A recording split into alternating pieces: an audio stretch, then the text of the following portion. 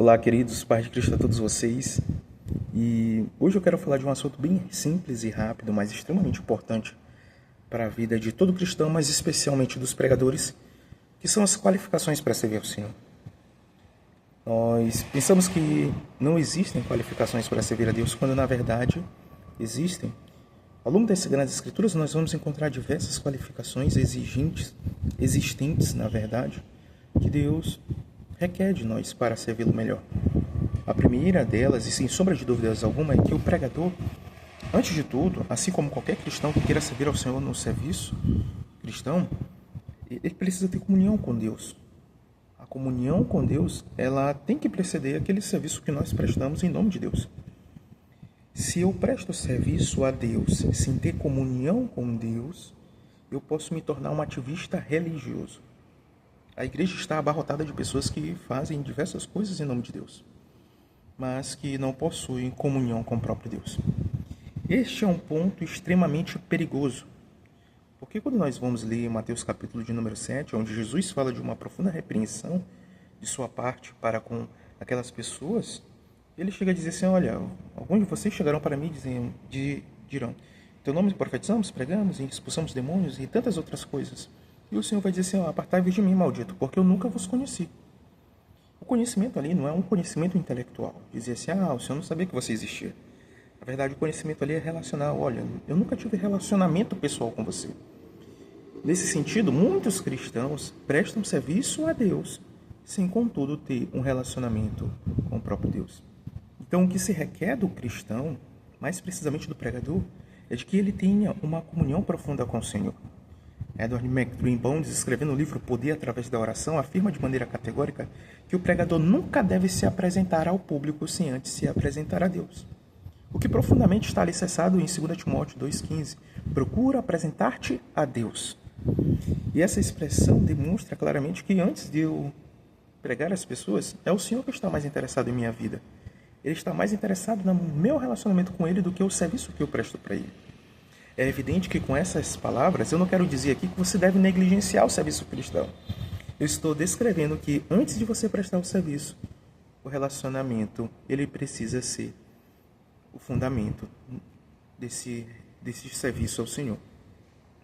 Então, nós nos relacionamos com o Senhor por intermédio de sua palavra, que é por intermédio de sua palavra que nós conhecemos Deus e os seus atos poderosos ao longo da história da salvação. Aquilo que os teólogos alemãos chamam de Heilsgeschichte. Basicamente isso. Ou seja, a história, o enredo da salvação de Gênesis e Apocalipse. O que Deus está fazendo e como é que Deus quer que eu me encaixe nesse plano glorioso dele. Em certo sentido, a maneira como nós nos relacionamos com Deus descreve profundamente a maneira como nós iremos servir a Deus. Então, se eu tenho comunhão com Deus, se eu conheço, se eu sei quem Ele é, por intermédio das Sagradas Escrituras, e eu falo com Ele por intermédio da oração, certamente o meu caráter, os meus desejos, as minhas afeições, os meus pensamentos e sentimentos serão profundamente afetados pelo Senhor. E isto moldará a forma que eu irei servi-lo. Nós precisamos entender que a leitura da palavra para eu me alimentar é muito diferente da leitura da palavra para eu pregar. Isso nós precisamos levar em conta. Porque muitas vezes nós, no afã de querer preparar sermões, aulas e tantas outras coisas, nós esquecemos de alimentar a nossa própria alma. Em 1 Timóteo, capítulo 4, versículo de número 6, parte D, o apóstolo Paulo adverte o jovem Timóteo dizendo assim, fazendo tais coisas, alimentado com a boa palavra da fé, da doutrina, você salvará a ti mesmo, diz o versículo de número 16. Em 1 Timóteo, no mesmo capítulo 4, versículo 15, ele diz, medita na palavra do Senhor. A meditação é muito mais do que a mera leitura. É a leitura atenta, na qual nós refletimos a respeito daquilo que o Senhor fala na nossa alma. E no decorrer do dia, aquela mesma palavra, ela volta aos nossos corações, de uma maneira muito mais clara, muito mais profunda. Isso é a arte da meditação. O sentido do verbo grego ali é regurgitar, comparado àquilo que os animais fazem. Imagine, o boi, ele come a grama, depois de um tempo ele engole aquela grama e ao longo do dia ele vai regurgitando, trazendo à tona para que ele possa se apropriar ainda mais dos nutrientes existentes naquela grama. Da mesma forma somos nós, se ao levantar eu medito na palavra de Deus e ao longo do dia, é evidente que aquela palavra ela voltará ao meu coração de uma maneira muito mais clara, muito mais intensa. E isso faz parte do relacionamento com Deus. Mas existe um segundo aspecto que é extremamente importante nesse nosso relacionamento com o Senhor, que é a nossa vida de oração. A nossa vida de oração, como diz Leonard Ravenhill, ela nada mais é do que a semelhança de uma respiração. Se eu prendo os pulmões, a respiração no meu pulmão, a pressão dele aumenta, fazendo com que eu rompa na necessidade existencial de respirar. Se eu não faço isso, eu morro. Da mesma forma, a oração deveria ser para nós cristãos como é o ar para os nossos pulmões. Se nós segurarmos, morremos. Mas se nós respirarmos, soltarmos, certamente viveremos.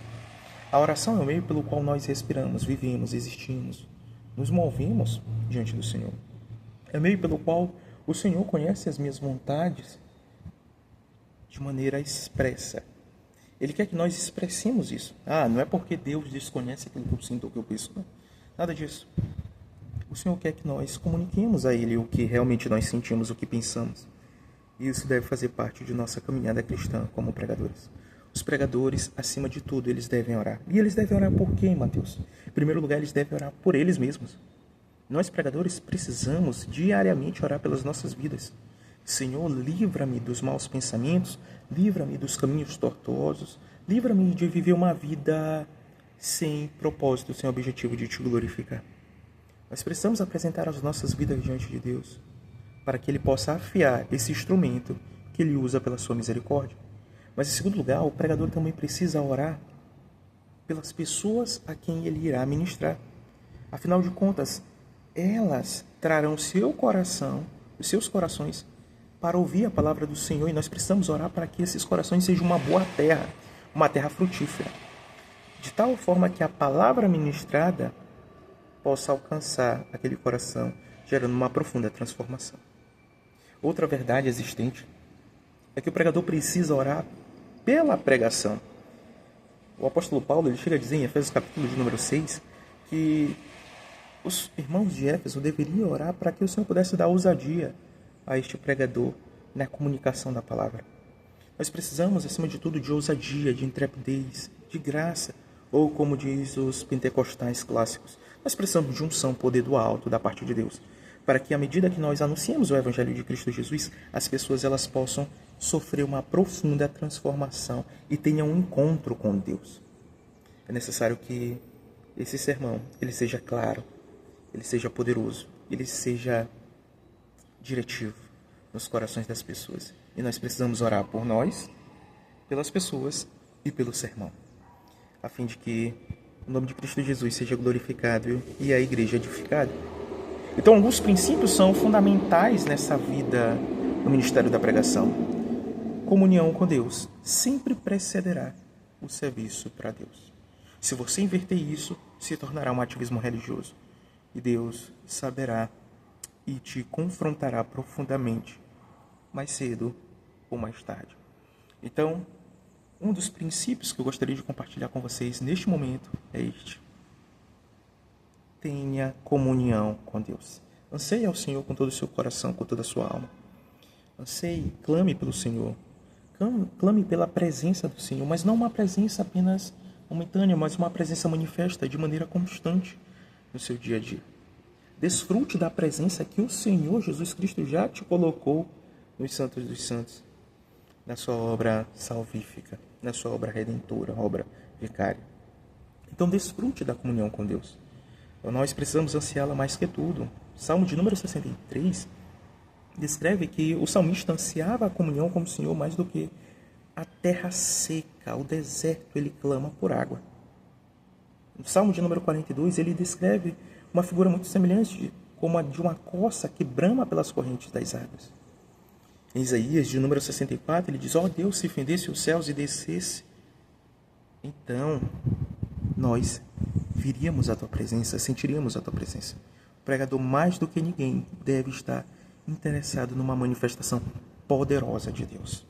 Nós não podemos ser pregadores coxos, apáticos, mornos, mortos sem poder e sem unção, sem graça do Espírito de Deus. Nós precisamos ser pregadores que, acima de tudo, sejam uma manifestação da glória de Deus. E esse é o paradoxo da vida cristã, como diria W. Tozer no livro Em Busca de Deus. Nós buscamos a Deus, mas quando nós encontramos ao Senhor, nós não cessamos de buscar. Nós buscamos mais intensamente. Imagine por um momento que eu perca meu celular e eu comece a procurar ele de maneira intensa, diligente. Mas quando eu encontro o meu celular, eu não sinto mais necessidade de procurá-lo. Afinal de contas, eu já encontrei. Por que razão eu procuraria algo que eu já encontrei? Não faz sentido. Mas o paradoxo da vida cristã é esse. É você procurar a Deus, encontrá-lo. E quando encontrá-lo, não cessar de buscá-lo. Então, pregador, então, querida irmã, que serve ao Senhor, não apenas no ministério da pregação e todos os outros ministérios, você, acima de tudo, precisa ter comunhão com Deus. Lembre-se, comunhão com Deus precede serviço para Deus. Que Deus em Cristo te abençoe.